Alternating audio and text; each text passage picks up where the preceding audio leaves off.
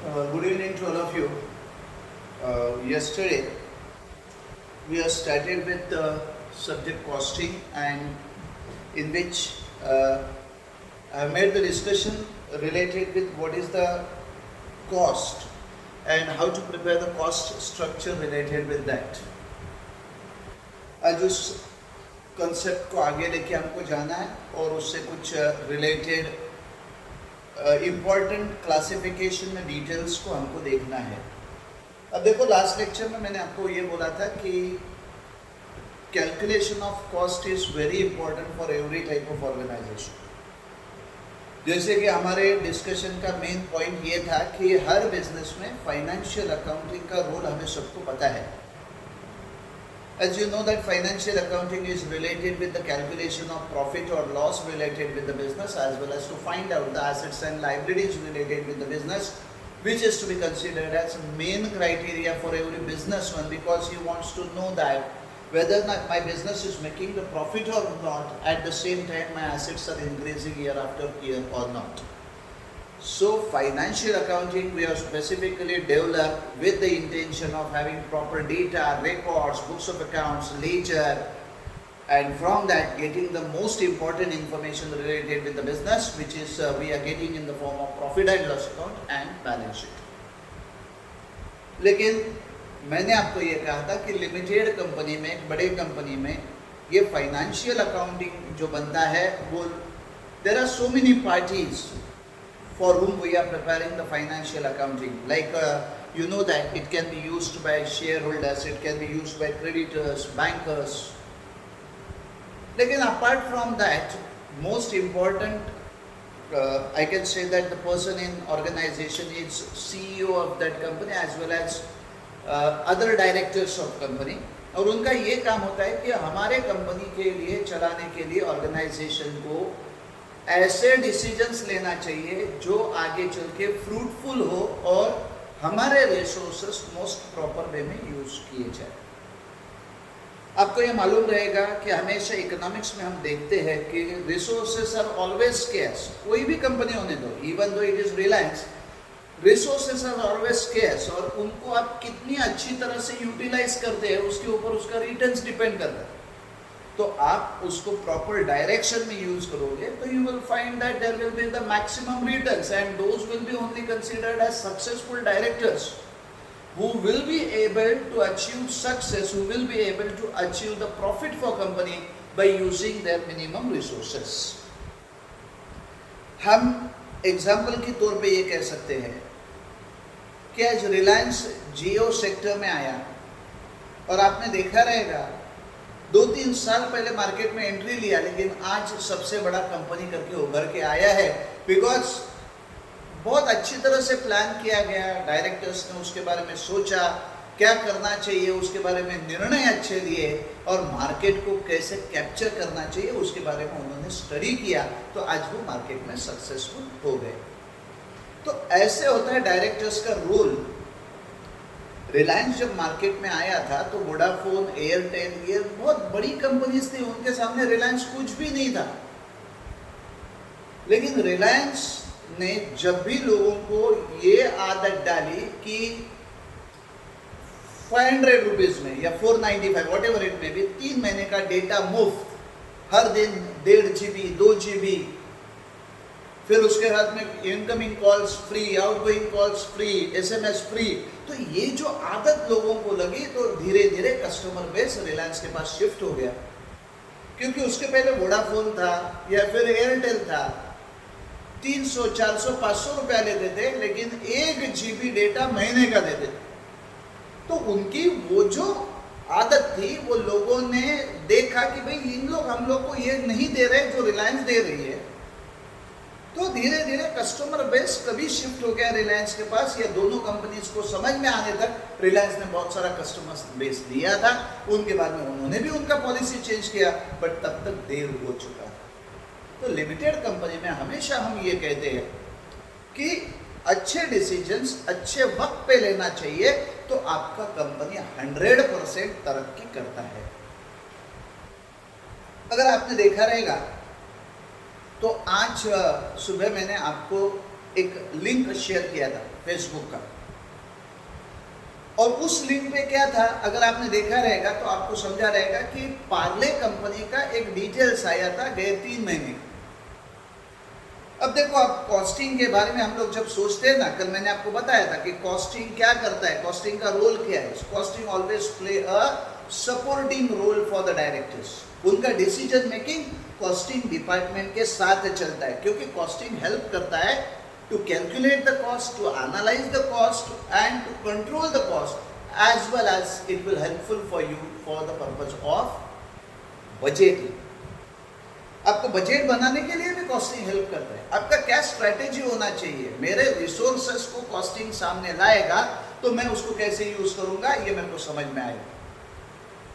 अब देखो, मैंने आपको ये कहा था कि कंपनी अगर कॉस्ट इफेक्टिव है तो उस कंपनी का सर्वाइवल बहुत ज्यादा चांसेस है कि लॉन्ग टर्म में भी कुछ भी प्रॉब्लम आए तभी भी वो कंपनी लॉन्ग टर्म में बहुत अच्छी तरह से सर्वाइव कर सकती है। आज के तारीख में मैं कॉस्टिंग का एक आपको एग्जांपल दूं तो शायद आपको समझ में आएगा। If you will observe the details keenly, you will find that nowadays there is very heavy payment which is going on in IT firm. जो IT फर्म्स है बड़ा बड़ा, आज उनमें जो वर्कर्स है उनको महीने के 2 लाख 3 लाख, कुछ लोगों को लाख ऐसे सैलरी दे रहे हैं, अभी दे रहे हैं। लेकिन एज अ कॉस्टिंग पर्सन मेरे को ये लगता है कि आप सैलरी उनको जो दे रहे हो उसके बारे में आप सोचो। अभी कोई प्रॉब्लम नहीं है, अभी बहुत काम आ रहा है हिंदुस्तान में। हमारे यहाँ के IT फर्म्स जैसे इन्फोसिस है या फिर TCS है, इनके पास बहुत अच्छा आउटसोर्सिंग ऑफ काम यूरोपियन कंट्रीज से और अमेरिकन कंट्रीज से आ रहा है, तो कोई प्रॉब्लम नहीं है। हम लोग हमारी वर्कर्स को बहुत ज्यादा सैलरी दे पा रहे हैं, लेकिन फ्यूचर किसने जाना है, किसको मालूम है। कल समझो यूरोप से अमेरिका से काम आने वाला कम हो गया तो इन कंपनीज का सर्वाइवल डिफिकल्ट हो सकता है, क्योंकि सैलरी ऐसी एक ही चीज है, एक बार आपने बढ़ा दी तो वो आप कम नहीं कर सकते। अब इलेक्ट्रिसिटी का बिल सेव कर सकते हो, आप रेंट दे रहे हो तो मालिक को बोल के आप रेंट कम कर सकते हो, भाई आप लोग का पीरियड कंपनी का जो है वो प्रॉब्लम में आ रहा है तो आप थोड़ा सा हमको हेल्प करो, हम आपको आधा ही रेंट देते हैं, तो शायद वो मान जाएंगे। लेकिन वर्कर्स को अगर बोलो कि आपका सैलरी हम कम कर रहे हैं तो they will never ready for that, और आपको वो सैलरी देना ही पड़ेगा। इसके लिए सैलरी देने से पहले no doubt that reasonable salary जरूर दो, देना ही पड़ेगा, लेकिन बहुत ज्यादा सैलरी देने से लॉन्ग टर्म में आपको प्रॉब्लम हो सकता है। जैसे आपको मालूम रहेगा कि गवर्नमेंट डिपार्टमेंट से आपको ये पता चलेगा कि गवर्नमेंट का जो कुछ रेवेन्यू कलेक्शन होता है by way of different taxes, तो म्युनिसिपल कॉर्पोरेशन की लेवल पे, गवर्नमेंट के लेवल पे आपको देखा जाएगा तो समझ में आएगा more than 60% of their funds are only required for the day to day management of that particular local body या फिर गवर्नमेंट। सैलरी में सबसे ज्यादा पैसा बांट रहे, यानी 65% अगर आपका पैसा सैलरी और एडमिनिस्ट्रेटिव एक्टिविटी में जा रहा है तो लोगों को काम के आने वाला पैसा 30 to 35% है। यानी 100 रुपया टैक्स कलेक्ट करते हो तो 30 रुपया लोगों के काम को आ रहा है, 70 रुपया तो आपके पास जो वर्कर्स है उनको दे रहे हो। नहीं चलेगा। आज आपने देखा रहेगा जो बड़े बड़े ऑफिसर्स है उनको महीने को 1.5 2 लाख रुपए का सैलरी है। रीजनेबल सैलरी देना कोई प्रॉब्लम नहीं, every costing person will agree with that. 50,000 महीने का दे दो, 30,000 उसका घर का खर्चा, 20,000 सेविंग, 60,000 दे दो, 70,000 दे दो, उसने एजुकेशन अच्छा लिया है उसको दे दो। लेकिन आप उसको 2 लाख रुपए की सैलरी ऑफर करते हो तो आप बहुत ज्यादा एक्सेस पेमेंट कर रहे हो, और एक्सेस पेमेंट करने से आपके कंपनी को आगे चल के प्रॉब्लम हो सकता है। इसके लिए कॉस्टिंग डिपार्टमेंट ये महत्वपूर्ण रोल लेता है कि हर जगह आपके पास एक इफेक्टिव कॉस्टिंग डिपार्टमेंट है तो आपको ये बताएगा कि भाई ये ऐसा मत करो, ये चीज करने से हमको प्रॉब्लम हो सकता है। तो कॉस्टिंग डिपार्टमेंट का जो बेसिक जॉब है वो मैनेजर को हेल्प करने के लिए, उनको सजेशंस देने के लिए, उनको एडवाइस देने के लिए है और उनको ये बताने के लिए है कि किस दिशा में जाके आपको कल कंपनी को प्रॉब्लम हो सकता है। मैं आपसे बात कर रहा था, जहां मैंने आपको बोला सुबह मैंने लिंक दिया था, उसमें पार्ले जी कंपनी का सक्सेस स्टोरी आया था। From last 82 years Parle company was in operation. आपके घर में पूछिए, आपके पिताजी को पूछिए, दादाजी को पूछिए, नाना जी को पूछिए, उनके बचपन से भी पार्ले कंपनी है।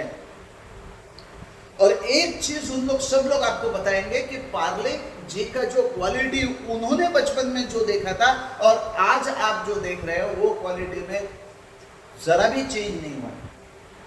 सो quality is their main criteria. लेकिन आज के तारीख में भी आप देखो तो ये कंपनी का एक बहुत इंपॉर्टेंट फीचर आपको ये देखने को मिलेगा। मुझे लगता है मार्केट में ऐसी एक ही कंपनी है जो आज भी 5 रुपए में बिस्किट का पैकेट आपको देती है, जिसमें 7, 8, 10 बिस्किट्स आपको मिलते हैं। तो जो आदमी नॉर्मल सामान्य आदमी है, गरीब आदमी है, उसके लिए तो ये शायद एक ब्रेकफास्ट भी बन सकता है 5, 7, 8, 10 रुपए में। तो ये कंपनी इतने सक्सेसफुल क्यों है? तो जैसे कि मैंने आपको कहा, 2 चीजों को ध्यान में रखो। एक, क्वालिटी पे कभी कॉम्प्रोमाइज नहीं किया और दूसरी चीज, उन्होंने अपना कॉस्ट हमेशा कंट्रोल में रखा है। आज आप टीवी पे देखते हो तो कॉस्मेटिक्स के और इसके ढेर सारे एडवर्टाइजमेंट आपको दिखते हैं। आपको बहुत रेयरली पार्ले जी का एडवर्टाइजमेंट देखने को मिलेगा, बहुत रेयरली। तो सबसे ज्यादा खर्चा कंपनी का जाता है, आज के तारीख में सबसे ज्यादा खर्चा जाता है एडवर्टाइजमेंट पे। अब सेलिब्रिटी को एडवर्टाइजमेंट लेते हो, वो 5 करोड़ उसका चार्ज करता है। पार्ले जी का एडवर्टाइजमेंट एक तो बहुत कम होता है और लिया भी तो सामान्य लोग होते हैं, जिनको एडवर्टाइजमेंट में लिया तो भी लगता है बाप रे मेरे को पैसा नहीं मिलेगा तो चलेगा, एडवर्टाइजमेंट में ले। तो इधर ही कंपनी का बहुत सारा कॉस्टिंग बचता है। अननेसेसरी शोबाजी कंपनी के पास नहीं है, क्वालिटी मेंटेन रखा है और वही वे में कंपनी ऑपरेट हो रहा है। आज over the period of time Parle G सब बिस्किट्स में सबसे सक्सेसफुल कंपनी है। शायद आपको ये पता भी नहीं चलेगा या मालूम भी नहीं रहेगा कि आज मार्केट में सारे ब्रांड्स के इंक्लूडिंग पार्ले, यानी उसमें हम लोग कंसीडर करते हैं क्रैक जैक आया, मोनाको आया, हाइड एंड सीक आया, गुड डे आया, जो कोई बिस्किट्स, टाइगर आया, जितने बिस्किट्स है उन सारे बिस्किट्स का दिन का सेल और पार्ले जी का दिन का सेल ये दोनों इक्वल है। आपने देखा रहेगा 3 महीने में, लास्ट 3 महीने में जहां सब जगह लॉकडाउन है, सब जगह प्रॉब्लम है, वहां पार्ले जी का सक्सेस स्टोरी आपने देखा रहेगा। हर दिन 4 करोड़ पार्ले जी मैन्युफैक्चर करके बेचे, हर दिन, every day. It's not that much easy. ये सब कंपनी कर रही है, कर सकती है, किया है, क्योंकि कंपनी को सक्सेस स्ट्रेटेजी मालूम हो गई है। Cost is under control, product is quality and it is available in the market at reasonable rate. 101% लोग आपके प्रोडक्ट के पास अट्रैक्ट होने ही वाले हैं। तो हम लोग को ये कहना है कि कॉस्टिंग का जब